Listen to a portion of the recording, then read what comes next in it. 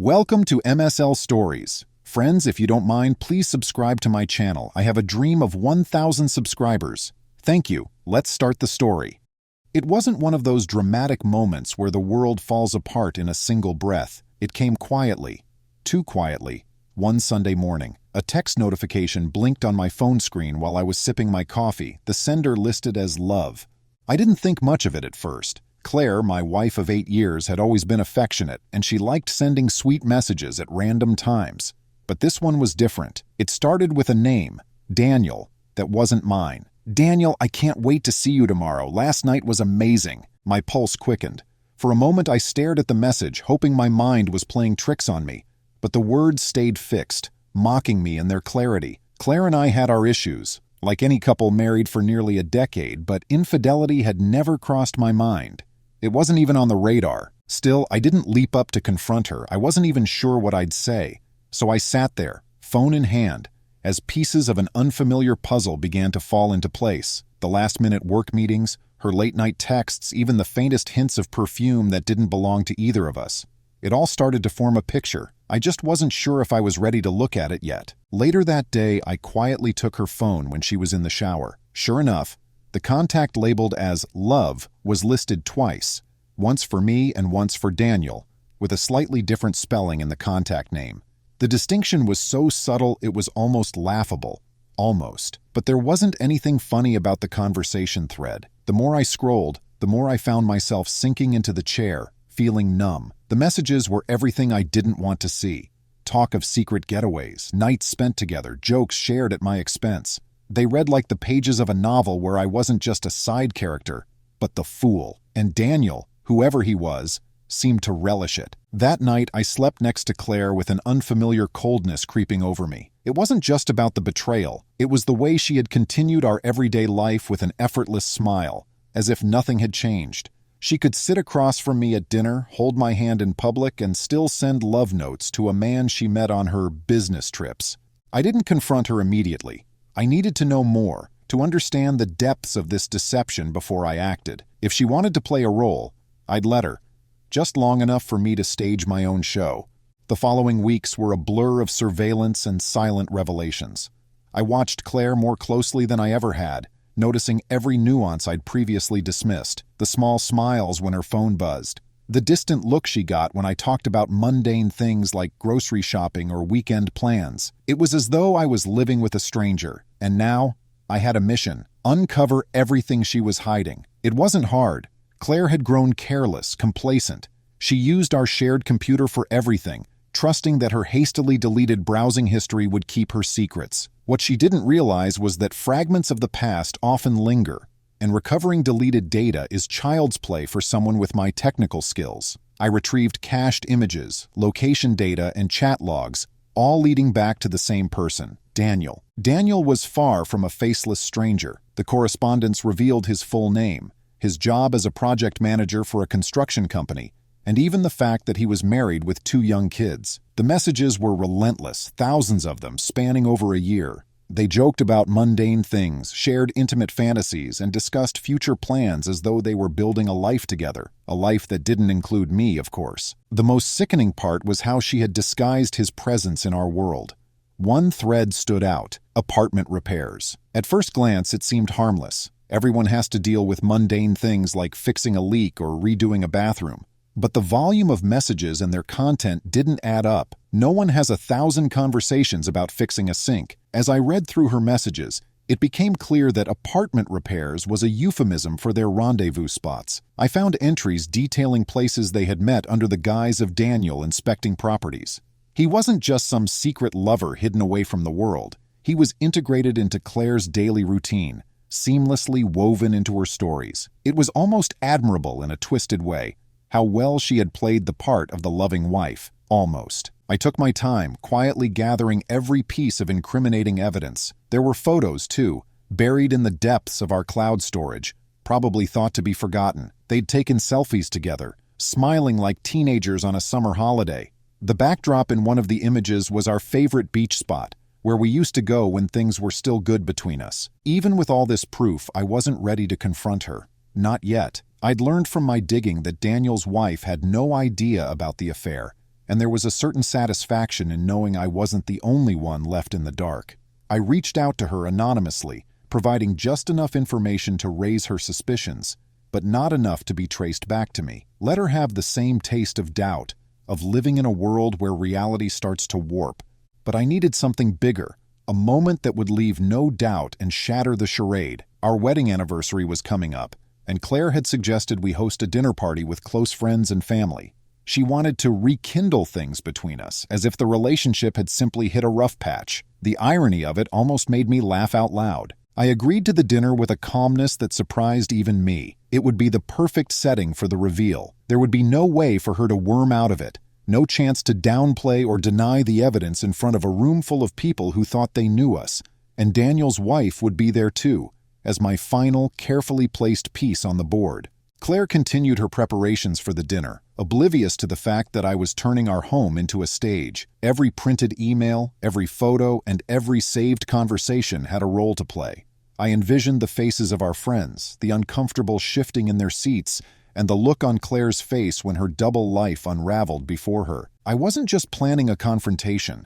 I was crafting an unforgettable finale, the kind that people would talk about for years, where the hero doesn't just walk away from betrayal, but ensures that those who wronged him would carry the weight of their choices for a long, long time. The weeks leading up to the dinner felt like setting up a complex piece of performance art. Every detail had to be perfect, each step calculated to ensure maximum impact. It wasn't just about exposing Claire and Daniel.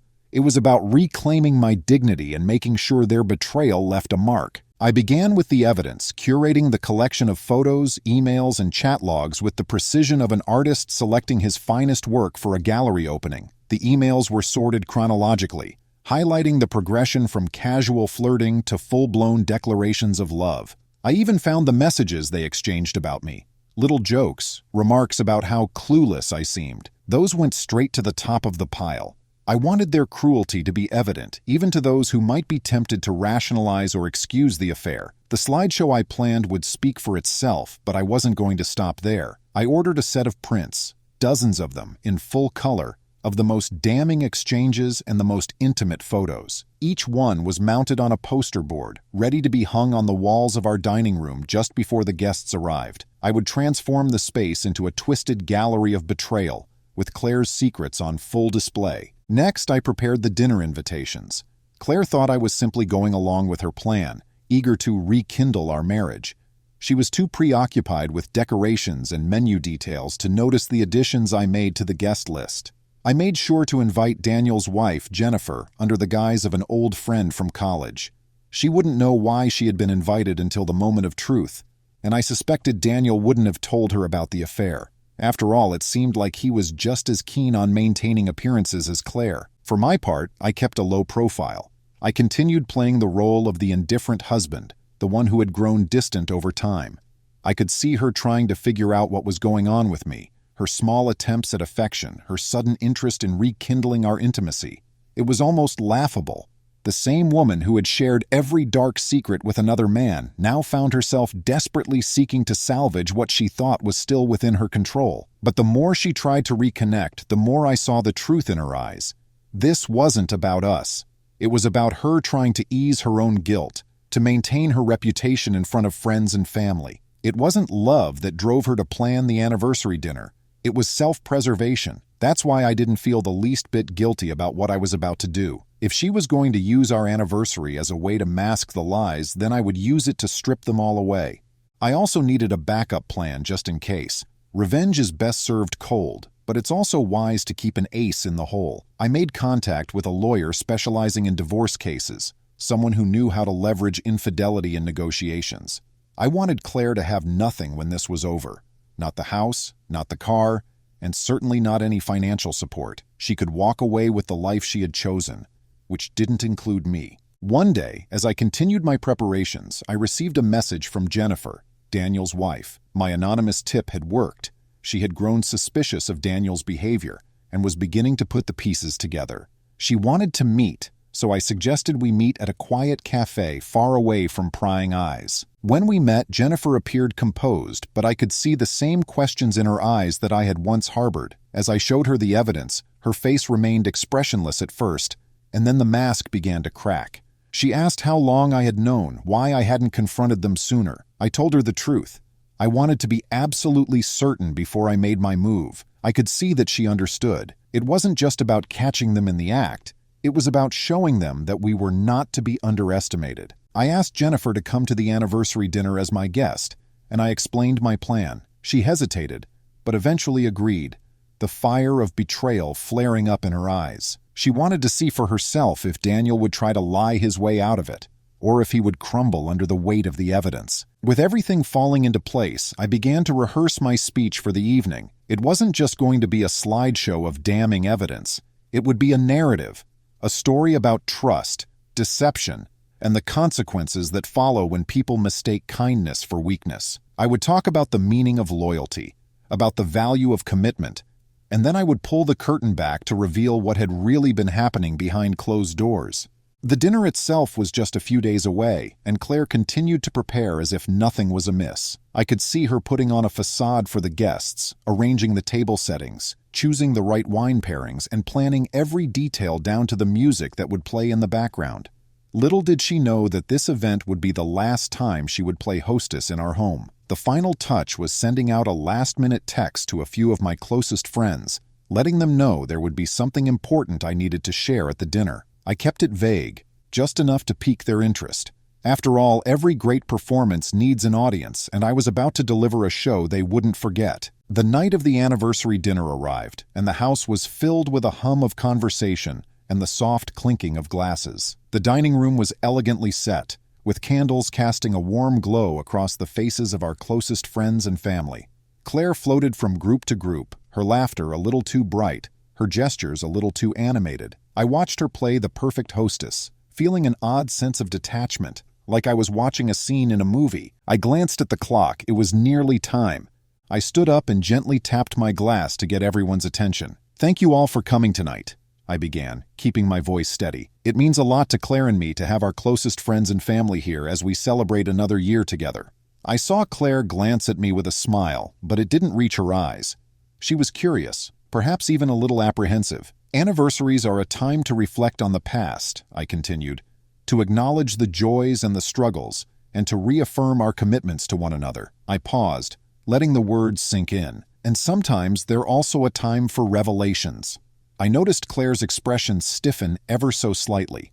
She was starting to sense that something was off. "But before we continue with dinner," I said, reaching behind me to a small remote control, "I want to share a little presentation I've prepared. It's a story, our story, but with some chapters I'm sure you'll find interesting." I clicked the remote and the first image appeared on the screen, a candid photo of Claire and me on our honeymoon, looking young and full of hope. The guests chuckled, murmuring appreciations for the happy memory. Then the next slide came up, an email from Daniel, whose real name now appeared in full on the screen. The room fell silent.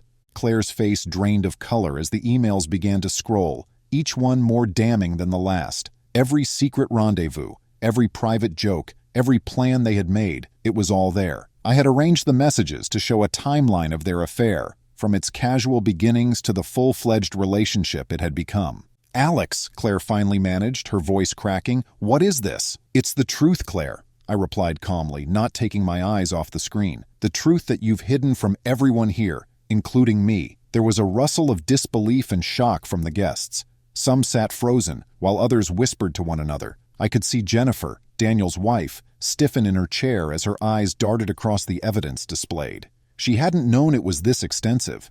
The slideshow continued, displaying intimate photos of Claire and Daniel in various places, some public, some private. The captions I had added were brief and factual, giving context to each image. Weekend in Seattle, Tuesday lunch break, Friday night at his apartment. I didn't need to embellish the facts.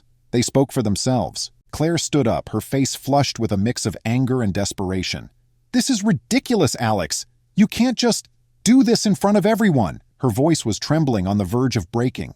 "Oh, but I can," I replied, turning to face her for the first time. "You see, you did this. I'm simply sharing it." The weight of my words hung in the air as I walked over to the dining room walls, where I had arranged the printed messages and photos. With a single motion, I pulled down the cloths covering them, revealing the wall-sized collage of betrayal. There were audible gasps and someone muttered, "Oh my God." Claire backed away, her eyes wide, glancing from the walls to the screen and back to me as if she was trying to wake from a nightmare. But the nightmare was real and there was no escape. "Now, I think it's time to introduce our other guest," I said, gesturing toward Jennifer. "Jennifer, I believe there's someone here you know quite well." All eyes turned to her as she stood, glaring across the room at Daniel, who had gone pale. His hands shook as he tried to form words that wouldn't come. He looked like a deer caught in headlights. "Daniel," Jennifer began, her voice icy and controlled. "You didn't think I'd find out, did you?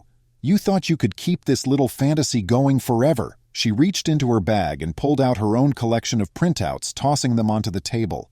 "You've lied to me and to our children, and for what? This?" She gestured toward Claire with disgust. Claire looked between me, Jennifer, and Daniel as though hoping someone might come to her defense, but no one did. The room was filled with tension, an atmosphere so thick you could cut it with a knife. "This dinner was supposed to be about her kindling, wasn't it, Claire?" I said, my voice hardening. "Well, consider this the truth coming to light. There's Noah's to rekindle. As of tomorrow, I'll be filing for divorce." I threw the signed divorce papers onto the table in front of her. "And don't worry about a settlement. I've already made sure you'll be getting the bare minimum. You can thank your affair for that." The guests were shifting uncomfortably in their seats. Some were friends who had known us for years. Others were family who couldn't believe what they were witnessing. It didn't matter to me anymore. I wasn't doing this for them. I was doing this for myself. I had been silent long enough. As the final slide appeared on the screen, showing a simple message that read, "The End," I looked around the room one last time, letting the silence linger before turning off the projector. I turned to Claire, who now sat collapsed in a chair, her head in her hands. "You made your choices, Claire. Now you can live with them." With that, I walked out of the room, leaving her and the wreckage of what used to be our life behind. Jennifer followed me into the hallway, a quiet understanding passing between us. There wasn't much to say. We were both leaving shattered relationships that night, but we had each found a certain strength in uncovering the truth and confronting the lies. As I stepped outside, the cool night air hit my face, a reminder that there was a world beyond the deception I had been living in. It was time to breathe it in again. I glanced back one last time to see the guests emerging from the house, their faces a mix of shock and awkward glances. Some tried to comfort Claire, while others simply walked away, not knowing what to say. The night had ended, but the fallout had just begun. And I was more than ready to move forward, leaving Claire, Daniel, and the lies they had built behind me. The morning after the dinner felt surreal, like the quiet that follows a thunderstorm. My phone buzzed continuously with messages from friends and family, some expressing sympathy, others struggling to comprehend what had happened. I ignored most of them, preferring the silence of my new apartment, which I had secretly moved into a few days prior, anticipating the inevitable fallout. The few belongings I took with me felt like all I needed, a fresh start unburdened by the memories of a life that had turned out to be a lie. The divorce proceedings moved swiftly, thanks to the solid evidence I had gathered. The lawyer I'd hired ensured that Claire's infidelity played a key role in the settlement negotiations. Her initial defiance quickly turned to resignation as the reality set in. She wouldn't be walking away with much more than her clothes and a few personal items. The house, the savings, even the car, all would be mine. I made it clear I wasn't interested in punishing her beyond what was fair, but the terms were firm, and I wasn't willing to negotiate. She had gambled our marriage for the thrill of an affair, and now she was paying the price. Meanwhile, Daniel's world was crumbling just as quickly. His wife, Jennifer, had filed for divorce immediately after the dinner, using the evidence I had provided. But I wasn't done with him yet. The construction company he worked for had a strict policy about maintaining professional and personal integrity. I sent an anonymous package to his employer, including copies of emails and texts sent during work hours, along with details of his frequent site visits that were, in reality, nothing more than rendezvous with Claire. It didn't take long for the company to act. Daniel was put on administrative leave pending an investigation, and within a week, he was let go. Losing his job seemed to be a blow that hit him harder than the end of his marriage, as though the affair had been worth risking his family but not his career. It was almost pathetic. As for Claire, her own professional life took a hit when news of the affair leaked out. Rumors spread quickly through her workplace, fueled by her sudden separation and the whispers surrounding the anniversary dinner. She tried to keep a brave face, but the strain was evident. Her performance faltered, and soon her employer began looking for excuses to let her go. In the end, she resigned, citing the need for personal time. She called me once after the divorce was finalized, her voice hollow and trembling. She wanted to talk, to explain things, perhaps even to apologize. I listened for a few moments before hanging up. There was nothing she could say that would change the past, and I had no interest in revisiting it. I'd taken my closure the night of the dinner, and she was free to seek hers elsewhere. I had anticipated feeling triumphant after everything was said and done, but what I felt was something closer to relief. The anger had dissipated, replaced by a calm sense of resolution. It was over. The lies, the betrayal, the humiliation. I had confronted them head-on, and now they belonged to a chapter of my life that had closed. Moving forward wasn't about rebuilding from scratch. It was about reshaping my life with purpose and clarity. I threw myself into work, picking up projects I had shelved during the last few years of our marriage.